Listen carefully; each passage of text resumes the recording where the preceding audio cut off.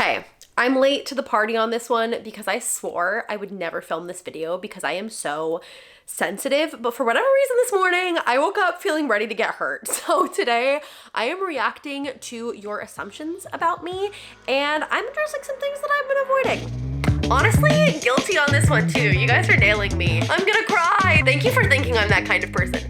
Absolutely not. As always, I asked for responses in Instagram stories. If you don't follow me on Instagram, here's my little profile. You should join the party over there. And some of the replies were exactly what I expected. So let's go through them. Okay, this first one's just funny. This person said, you have a chaotic garage. 200%. I don't know if my ADHD is just coming across or what, but yes, my garage is a mess. And that's the reason it's never on camera. It's scary bad.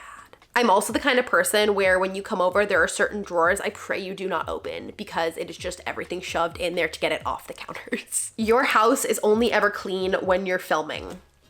Honestly, guilty on this one too. You guys are nailing me as far as the picking up things. I do try to clean my house as often as I can, but the way that it usually works out is that I only get a decent pickup done on Sundays and I almost always film my video on Mondays. Not sure if that's an accident or if I just wanted to put my best foot forward on camera. Like, I'll definitely show you guys the messes, especially in my decluttering series. Like, y'all know what's under the hood, but I feel like I can't film unless my space is clear, not because of other people's opinions, but because like I literally cannot walk around the house and do things and behave normally when there is clutter everywhere. It just like stresses me out so bad.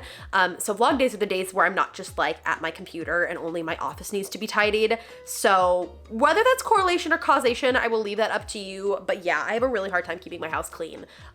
Sneak peek here. Currently, not clean.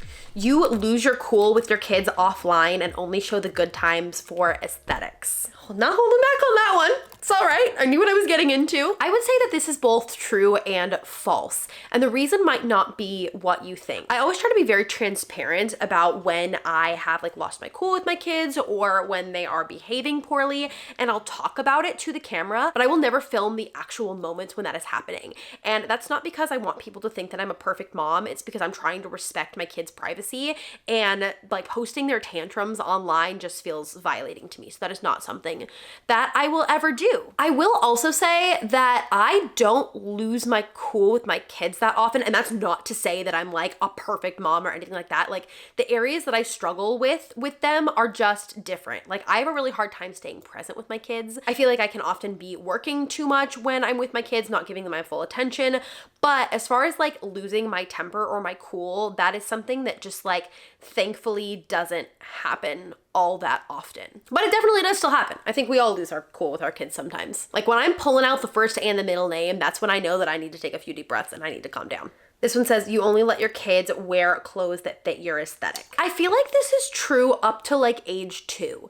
Just purely for the fact that like my kids don't really care what they wear before age 2. So like, why wouldn't I buy things that I think are cute? That being said, Rowan is 4 now and he definitely wears like loud colors and character clothing and things that I would never pick out for him. And Juniper is still in mostly like cute little aesthetic Jamie K outfits and wears matching outfits with me. But when she starts having an opinion or like wants certain things, I will let her wear them. I just figure if they don't care, I might as well put them in something that I like. What I will say is true about this is that I only film and photograph my kids in clothing that fits my aesthetic. I'm a sucker for branding. I'm very type A and I need everything to match. So like, if I'm gonna film something and Rowan is wearing something that's like bright lime green, I will change him before I film. So do with that what you will. You and Matt used to go to church, but don't anymore after the pandemic. I get a lot of questions about religion and religious stuff, and I never really know how to answer because I have a complicated relationship with religion. I feel like my faith is a big part of my life, but I've also been badly burned by like organized like churches. I'm still trying to figure out what that looks like for myself. I feel like the personal relationship that I have and like in prayer and everything is like kind of where my faith lives right now. But at the same time, I do also feel a little bit like I'm floundering with what I want to teach my kids. So I think I need to be more intentional about getting that figured out because I don't want to just wing it. I feel like that's not a good situation either. But yeah, I have some church trauma from growing up in the evangelical church. You are close to getting your book published. Girl, I wish. So far from that. I do not even have a literary agent. I am querying literary agents, but it's like a years long process of like, it's a 1 in a million shot to get a literary agent. And then even if you get a literary agent, you have to do all these edits and then you go out on submission. And then it's a 1 in a million chance that the publisher will pick you up. And then you do a ton more edits. And then maybe years down the line, your book comes out. I will say I have a couple of agents who are reviewing my full manuscript right now, which like gives me hope. But if they end up passing on it, I might end up self-publishing just because I want to get the book out quicker. I don't really want to wait 3 years to get it out because I'm excited about it and I'm like writing a sequel and everything. So I'm like hyped. But as of right now, no plans. Send me all your good vibes because I would love to publish one day, but I'm nowhere near there yet. You're not very close with your family. I would say that this is true. My family lives out of state, which plays a big part into it. My family is also intensely private, where like not only do they not have any social media, but they like won't even put a voicemail on their answering machine. So obviously there's a little bit of a disparity there. I don't know, family is complicated. I love my family and we've come a long way, but it's not like Matt's family where we see them like multiple times a week. You prefer Reese over Zaden, but Violet over Feyre.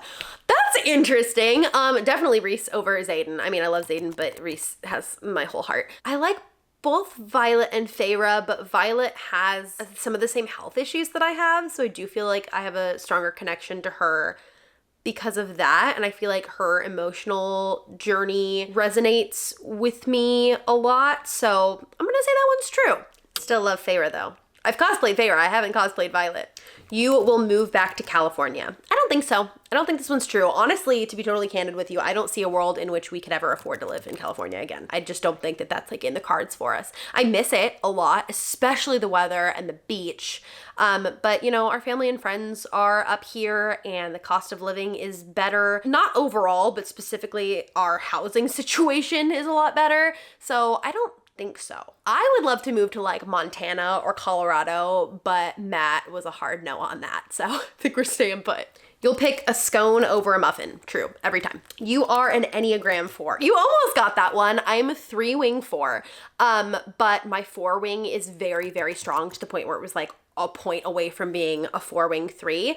I do think that like 4 resonates more with like my goals and my values, but I got that childhood trauma that makes me a 3. So 3-wing 4, barely. Okay, trigger warning for this one. Gonna be talking about eating disorders a little bit, so feel free to skip. We'll put the time mark down here where this section ends if that's something you're sensitive to. You've struggled with an eating disorder. Just from the way that you talk about your body, I feel like you have. I think I'm gonna say true on this one. And the reason it's kind of like iffy for me is like I would never like hardline say that like I was like anorexic or bulimic, but I did have an extremely unhealthy, like strict obsession with diet culture and a pattern of like binging and restricting. And I do feel like that counts. I've had a very bad relationship with my body for most of my life and I am working so hard to fix that now, but it is tough, let me tell you. That early 2000s diet culture like had a chokehold on me and like on a lot of women in my generation, I think. I remember being in a bar in college for a Seahawks game. It was a bar down in California and there was like one Seahawks bar and like everybody was ordering food and beers and I had like what looked like a can of cat food from Nutrisystem that was like 200 calories and that was like all I ate and it was like cold. And I look back on that and I'm like, oh yeah, that was not healthy. That was not a good way to be living my life. You struggle with mental health more than you let on. I don't know if this is true or not. I can tell you that I struggle with mental health a lot. I don't know how much of that I talk about on camera. I don't have like a good idea of like how much I've talked about that. I know I've like made full videos about my late diagnosis with ADHD. So I've like brought you guys along on that journey. But Matt and I joke that like I have so many acronyms like diagnoses acronyms that it like sounds like I'm some weird medical doctor. It's like megacunia, GAD, ADHD, CPTSD. But yeah, mental health is a struggle for me. Thankfully, I found medication that's worked really well for me, but it has definitely been like a lifelong struggle for me and something that I put like a lot of mental and emotional energy into at any given time. It's like a huge part of my life. You play the piano. No, I wish. I know like a couple basic chords and I know like what key is what note, but I cannot play with two hands. I can plink out a melody, but that's about it. I would love to play piano. I think that'd be so cool. The only thing I do play is the guitar, and even then, pretty mediocre. You only eat and prepare healthy foods for you and your kids. Thank you for thinking I'm that kind of person. Absolutely not. This is an area I really struggle in. In motherhood, I do a lot of frozen food. This family runs on Trader Joe's. I don't know if it's just the ADHD in me, but like the whole meal planning, grocery shopping, and defrosting the right things at the right time is really hard for me. So I am trying. This has like been the year of the meal planning system for me, and it's helping a lot. But historically, this is not true. I wish it was. This says you don't fully realize how truly impactful your content has been to for so many new moms.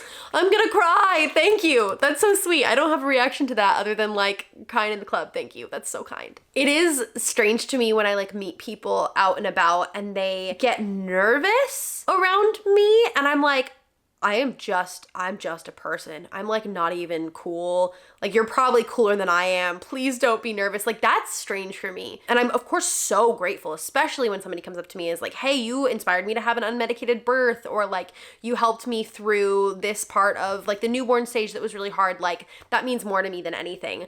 But also I feel like I am deeply uncool. Every time somebody's nervous, I'm like, no, I'm nervous. I'm nervous to meet you. Like, let's not switch it around here. Like, what if I disappoint you, you know? You made up your first boyfriend to impress your friends in middle school. That is so funny. And the person said, I did, LOL. This one's not true for me, but I do have a funny first boyfriend story. The first boyfriend that I had was in middle school. I can't remember if it was 7th or 8th grade. His name was Dylan. Shout out Dylan. And it was one of those classic middle school relationships where we would like text all the time on my best friend's phone because I didn't have a phone. But like in person, we hardly ever interacted. And I remember one day he like kissed me on the cheek as we were leaving drama class that we were in together. And I like absolutely freaked out, and I'm pretty sure I broke up with him because I was just like, could not handle that. Oh, it's so cringy to even think about. Something else that I realized the other day that was like a little bit shocking to me, every single one of the men that I have ever dated has been a theater boy. Every single one. Some of those were like full relationships. Some of them were like situationships. Some of them were like casual dating.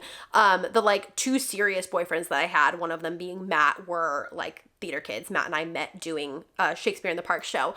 But I've only ever dated theater boys. And I feel like that says something about me. I don't know what. She definitely has a type. You are much more sensitive than you act on video. So many hugs. Yeah, I think so. If you don't think that I'm sensitive, then definitely yes. I am such a sensitive little baby, which is why I said that I would never film this video. Honestly, you guys have been really nice. I thought that this would be worse, and probably that's just my like worst case scenario thinking. But when I saw people doing this trend, I was like, how are y'all opening yourself up to criticism like that? Because even like mild constructive criticism can send me absolutely spiraling for days. And I keep thinking I'm gonna get like a thicker skin or something, like the longer I do this. Like I've been on YouTube for 8 years now, and let me tell you, the skin is not any thicker. I am such a sensitive baby. Like hate comments, Matt moderates them for me so that I don't even see them because they tear me up. I was talking to my therapist about it and I was like, is that bad? Like, should I be like growing more as a person? She was like, honestly, I just think that's who you are.